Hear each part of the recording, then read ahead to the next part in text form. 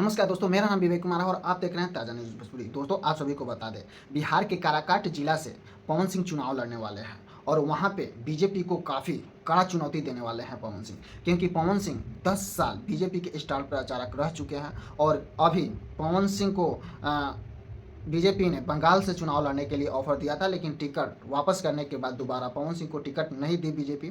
इस वजह से पवन सिंह ऐसा लग रहा है कि निर्दलीय पार्टी से ही लड़ेंगे काराकाट से, या तो निर्दलीय पार्टी से लड़ेंगे या तो किसी दूसरे पार्टी से लड़ेंगे। ऐसा नहीं लग रहा है कि बीजेपी वहाँ से टिकट दे रही है पवन सिंह को। और पवन सिंह जब बीजेपी के खिलाफ चुनाव लड़ेंगे तो काफ़ी कड़ा चुनौती देने वाले हैं बीजेपी को, और पवन सिंह बीजेपी का सारा खेल बिगाड़ने वाले हैं पवन सिंह, क्योंकि पवन सिंह 10 साल बीजेपी का स्टार प्रचारक रह चुके हैं और जब 10 साल बाद बीजेपी से अलग होकर चुनाव लड़ेंगे तब तो वहाँ पे चुनौती काफ़ी बड़ी होगी बीजेपी के लिए।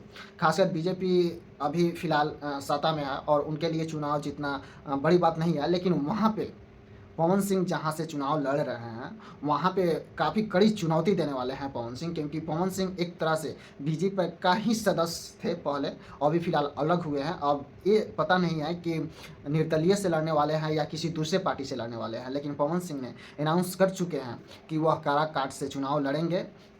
अभी कोई पार्टी डिसाइड नहीं हुआ है, जैसे ही कोई सूचना मिलता है इससे रिलेटेड हम सबसे पहले आपको इस चैनल पे बताएंगे। दोस्तों, आप लोगों को क्या लगता है, क्या बीजेपी को कड़ा चुनौती देने वाले हैं पवन सिंह? क्योंकि पवन सिंह एक तरह से कहा जा सकता है कि पहले बीजेपी का ही कार्यकर्ता थे, अभी फिलहाल बीजेपी से अलग होकर खुद चुनाव लड़ रहे हैं। तो आपका इसके बारे में क्या राय है, कमेंट करके ज़रूर बताइए।